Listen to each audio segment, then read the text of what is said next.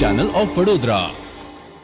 વાઘોડિયા નગરપાલિકાની ટેન્ડર પ્રક્રિયાને લઈને મનમાની સામે આવી છે। વાઘોડિયા નગરપાલિકા દ્વારા કામોના ટેન્ડરો બહાર પાડી જુદા જુદા ટેન્ડરના ભાવ પત્રક દ્વારા મંગાવવામાં આવ્યા હતા।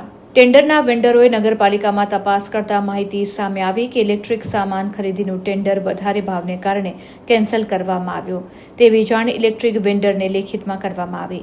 આ બાબતે ઇલેક્ટ્રિક સપ્લાયરે વાઘોડિયા નગરપાલિકા ચીફ ઓફિસર પાસે ટેન્ડર બાબતે પૂછપરછ હાથ ધરી હતી। નગરપાલિકા ચીફ ઓફિસરે જવાબ આપવાને બદલે રૂમ બંધ કરી વેન્ડરને બહાર બેસાડી રાખ્યો હતો। ટેન્ડર બાબતે પૂછતા વાઘોડિયા નગરપાલિકાના અધિકારીએ ઉદ્ધત જવાબ આપ્યો હતો। હું વાઘોડિયા ઇલેક્ટ્રિક હાઉસનો ઓનર છું। ઓગસ્ટ મહિનામાં અમે ઇલેક્ટ્રિક મટીરિયલના સપ્લાયને લઈને નગરપાલિકામાં ટેન્ડર જાહેર કર્યું હતું। ટેન્ડર અમે મોકલાયું હતું। ટેન્ડર આપ્યા પછી 3 મહિના પછી અમને જાણ કરવામાં આવી કે તમારું ટેન્ડર વધારે ભાવના કારણે રિજેક્ટ થયેલું છે। હવે તે દિવસે અમે જાણ કરવા અહીંયા પહોંચ્યા, સાહેબજીને મળ્યા, તે સાહેબે અમને કીધું કે તમારું જે ટેન્ડર છે એ બધું ભાવ વધારાને કારણે રિજેક્ટ થયેલું છે। અને અમે જ્યારે સાહેબને મળવા આવ્યા એ પહેલાં અમે રજા ચિઠ્ઠી આપી કે સાહેબ અમે તમને મળવા આવીએ, તો સાહેબે 1 કલાક અમને બહાર ઊભા રાખ્યા અને ઓફિસનો દરવાજો બંધ રાખ્યો હતો। અને ઓફિસનો દરવાજો બંધ રાખ્યા પછી અમને સાહેબ મળવા આવ્યા ત્યારે એમને મૌખિકમાં અમને કીધું કે જે ટેન્ડર હોય એ બધાની સામે ઓપન ના થાય અને તમારું ટેન્ડર જે ભાવ વધારાને કારણે રિજેક્ટ થયું છે એ અમારા અંડરમાં આવે। અને સાહેબે આવું કીધા પછી એવું કીધું કે તમારે લેખિતમાં અમને આપવી પડશે અરજી। લેખિતમાં અરજી આપ્યા પછી તમારે લેખિતમાં અમને જવાબ આપશું કે તમારા અરજીનો શું જવાબ હશે અને તમારું ટેન્ડર કયા કારણોસર રિજેક્ટ થયેલું છે તમને પછી કહીશું। આ રીતે સાહેબે અમને પણ જવાબ આપ્યો, સેમ જવાબ આવ્યો સાહેબે મીડિયાને પણ આપ્યો કે તમારે પણ લેખિતમાં આપવું પડશે ને તમને લેખિતમાં જવાબ મળશે। એટલે સાહેબે અમને મૌખિકમાં એવું કંઈક જવાબ આપ્યો નહીં કે તમારું આ ટેન્ડર કઈ રીતે રિજેક્ટ થયેલું છે। ધારાસભ્ય પણ આમાં ખાસ ધ્યાન આપે કે ઇલેક્ટ્રિક મટીરિયલનું અમે ટેન્ડર ભર્યું હતું, પણ ઇલેક્ટ્રિક મટીરિયલ સિવાય પણ બીજા ખાસા બધા એવા ટેન્ડર અહીંયા રજૂ કરવા આવ્યા છે। જો અમારા જે ટેન્ડરમાં જો આવું થતું હશે કે વગર બધાને બતાવ્યા સિવાય કોનો ભાવ વધારે છે કોનો ભાવ ઓછો છે અને પાસ થઈ જતો, તો બીજા બધા કેટેગરીમાં પણ આ જ વસ્તુ થતી હશે કે ટેન્ડર એ લોકોનું ડાયરેક્ટ એ લોકો જાતે જ રિજેક્ટ કરી દેશે, કોઈને જાણ કર્યા વગર, અને ડાયરેક્ટ નોટિસ મોકલી દે છે।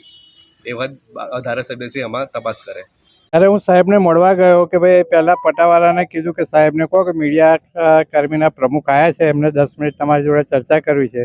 તો એમને કીધું કે અમને તમે બહાર બેસો, હું તમને બોલાવું છું। પછી કલાક પછી બહાર આવ્યા અને એમની જોડે અમે ચર્ચા કે ભાઈ આ ટેન્ડરની પ્રક્રિયા શું છે, કે તમને ખબર ના પડે, તમારી પાસે રૂલ્સ છે કોઈ, અમે જે કહીએ એ જ ફાઇનલ છે। કે આજે તમારી ટેન્ડરની પ્રક્રિયા એવું નથી હોતું કે તમારી રૂમ જ ખોલવામાં આવે।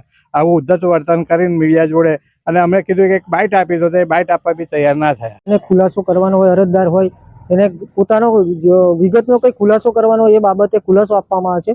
પરંતુ રહી આ પત્રકારની છે, જે વાઘોડિયામાં જે ટેન્ડર પ્રક્રિયા માટે મામલો આવ્યો હતો, હવે અરજદાર પોતે પૂછી રહ્યા હતા અને ત્યારબાદ જે મીડિયા પણ કહેવામાં આવ્યું કે ભાઈ આ બાબતે શું હકીકત છે।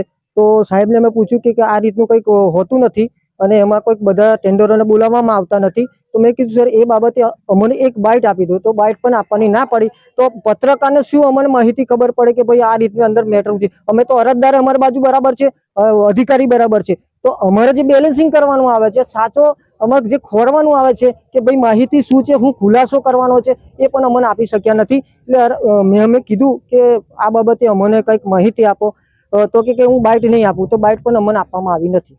એને મીડિયા સહકાર આપવો જોઈએ કે ભાઈ શું માહિતી છે, માહિતી જ માગીએ છીએ આપણે, તો માહિતી અમને પૂરી પાડવી જોઈએ, પણ એ માહિતી પૂરી નથી પાડતા, તો કારણ શું છે એ જાણવું જરૂરી।